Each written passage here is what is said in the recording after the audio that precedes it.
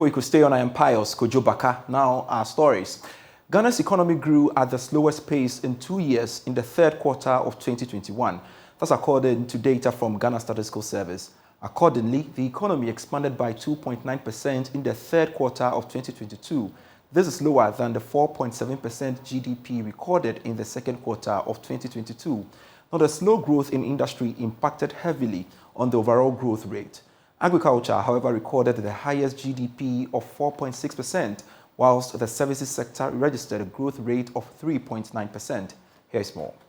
The agricultural sector was the best performer with rate of 4.6% for the period after recording a strong growth in fishing and livestock. This is followed by the services sector with 3.9%. Manufacturing recorded a contraction to slow the overall growth rate, which is a significant drop in the rate for the last quarter. Government statistician Professor Samuel Kobna Inim explains. So we're recording a decline from 6.5% between third quarter 2020 and third quarter 2021 to 2.9% for the period third quarter 2021 and third quarter 2022.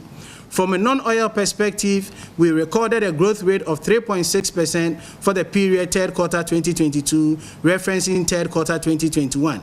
This shows a sharp decline for the rate that was recorded for the third quarter of 2021, which stood at 8.2 growth rate between third quarter 2020 and third quarter 2021, and for the third quarter 2022, it declined to 3.6%. He also disclosed that this is the lowest growth rate to be recorded in the economy since the country recovered from the COVID-19 lockdown. We compare this historically from the last quarter of our experience during the COVID period, and we have observed that this is the least growth that we've recorded since the economy bounced back after the COVID effect. So since 2020 quarter 4, the economy has consistently grown from 4.3% from an oil perspective and 5.7% from a non-oil perspective.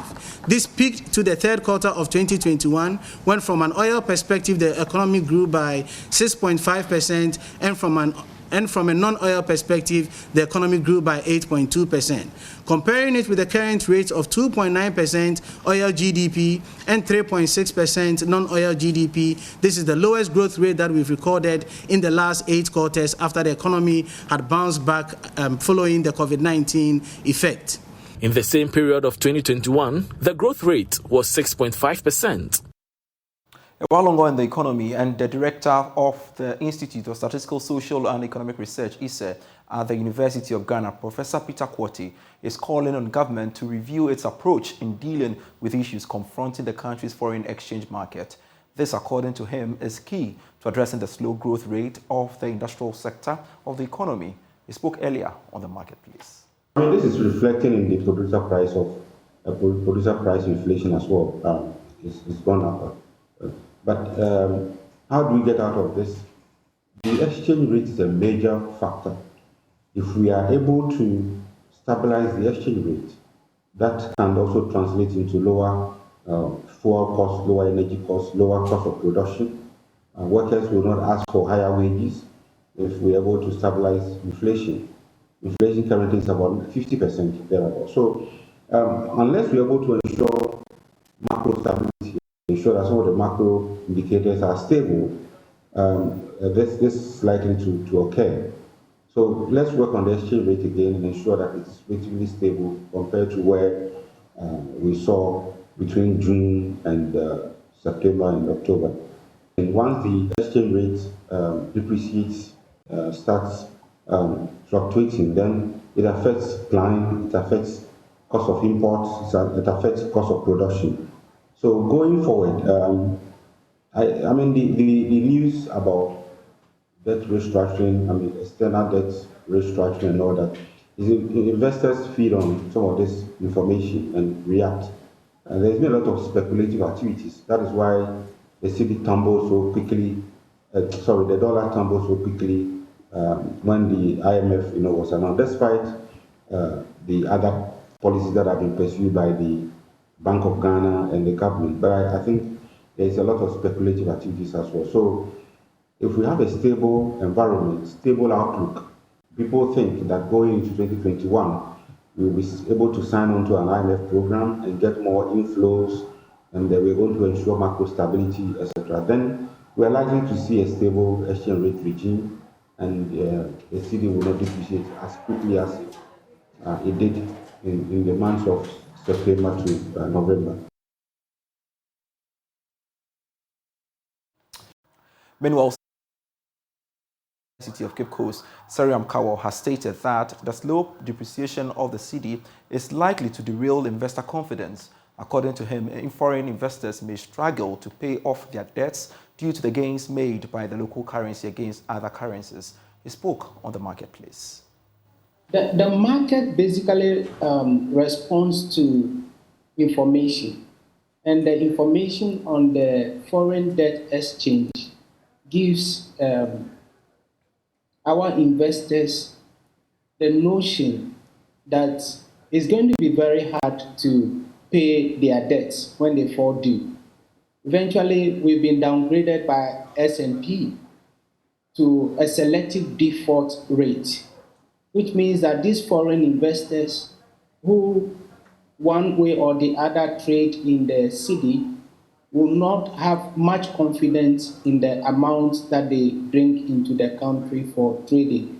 And hence, we see this particular response on the market of the cedi. There is fears that if I bring more dollars to trade with the country, I might lose more, because the one that I have with the country, they are not able to pay me as we speak, because they have announced a debt servicing kind of thing that is a default, and for that matter, it becomes very difficult to trade with the country, especially when this thing came as a shock to some of them when they have not been consulted. The consensus building has not been that much. This is the kind of response that we get from the market.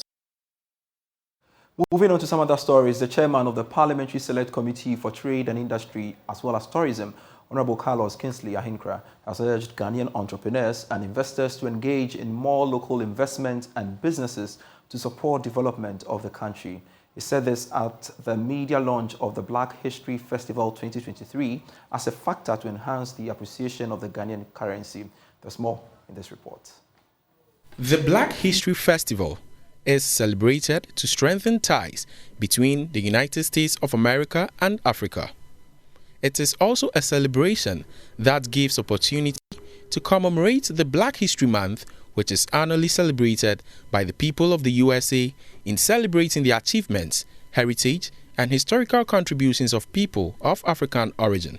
Speaking at the media launch of the festival held in Accra, member of the Parliamentary Select on Trade, Industry and Tourism, Honorable Carlos Ahinkra, advised entrepreneurs and investors to focus on promoting their wares and investments in the local sectors to enhance Ghana's economic growth.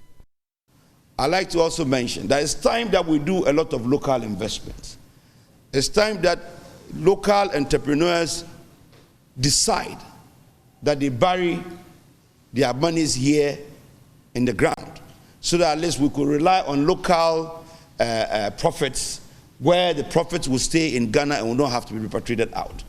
He further admonished exporters and Ghanaians at large to be more innovative and creative in their production for exports to the international market. It's time for us to enter into the creative realm to see how we can propel our very position with the innovations that the youth of this country can provide. Regard. When you are going to the US in February, amongst the people or amongst the products that you are going to showcase, take some creativity there. Think about robotics. Think about something in the medical field. Think about something that would sell Ghana over and above the usual Inkuto and, of course, the Alata seminars that we always showcase.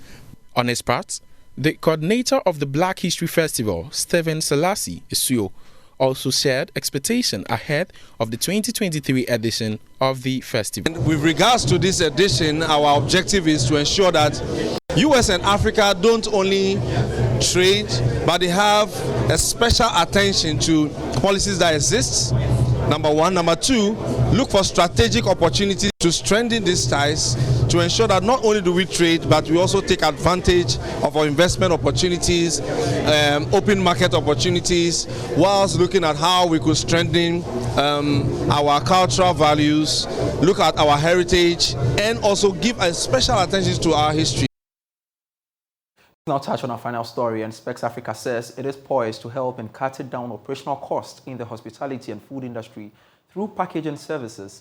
According to team lead for Specs Africa, Derek Safo, the company will reduce environmental waste and empower women within the sector. He spoke to Joy Business at the launch of its packaging services.